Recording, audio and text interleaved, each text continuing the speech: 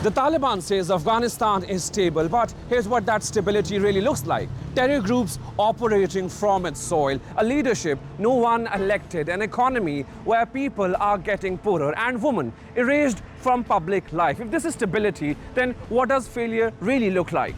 In this video, we cut through Taliban's narrative and show you the reality backed by global reports, because this is not stability, this is control without accountability, power without consent, and survival without dignity. Let's start with security. The Taliban claims Afghanistan is not being used by terror groups, but the UN Security Council's monitoring team says that claim is not credible. Their findings: around 6,000 TTP fighters inside Afghanistan, more than 600 attacks in Pakistan in 2024. Evidence of Taliban harboring and facilitating operations. But this is not just Pakistan's problem. Every TTP attack launched from Afghan soil comes at a cost for Afghan civilians: border closures, trade disruptions, economic losses. In fact, this crisis is costing Afghanistan about $1 million every day. So this raises a critical question: is the Taliban prioritizing ideology over Afghanistan's own interest? Until the Taliban are there, I don't see any change in attitudes, because it's an ideological, theocratic state that they're trying to build with various, nuances to their nationalistic cause. So while Pakistan says it's terrorism, they say it's the problem of the Durand Line. When Pakistan says it's terrorism, they say it's a humanitarian crisis. And Pakistan says it's terrorism, they say it's Pakistan is breaching Afghan soil. So the argument from that time, from that side, is actually totally off the hook, and there is no semblance in terms of both the countries at this point, despite the fact that there have been various overtures, even the last one in China and Urumqi. We haven't seen this subsiding. It doesn't look like it will subside anytime soon.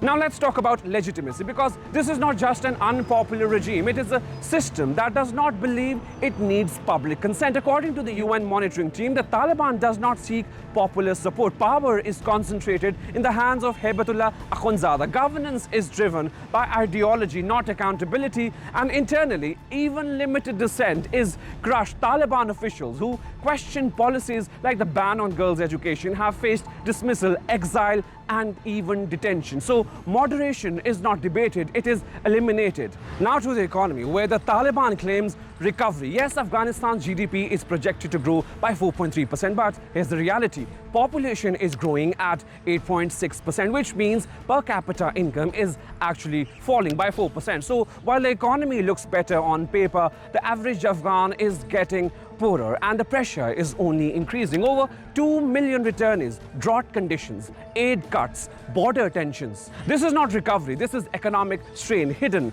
behind statistics. Let's look at the human cost. Nearly 65% of Afghans are multidimensionally poor. 75% are struggling for basic survival. More than 22 million people need humanitarian assistance, and here's the structural problem. Over 40% of government revenue depends on external aid. Afghanistan is running a massive current account deficit, nearly 32% of GDP. So what exists today is not a self-sustaining economy, it's an aid-dependent survival system. And finally, the most devastating cost: women. Only 7% of women are employed outside their homes, compared to 84% of men. Afghanistan is now considered the most repressive country for women's rights. Let's be clear, the Taliban has removed half the population from the economy and then blames the world for poverty. But the consequences go even deeper. Restrictions on female healthcare workers are weakening humanitarian delivery itself. So this is not just discrimination, it is a systemic self-destruction. So when the Taliban speaks of stability, what are we really looking at? A regime that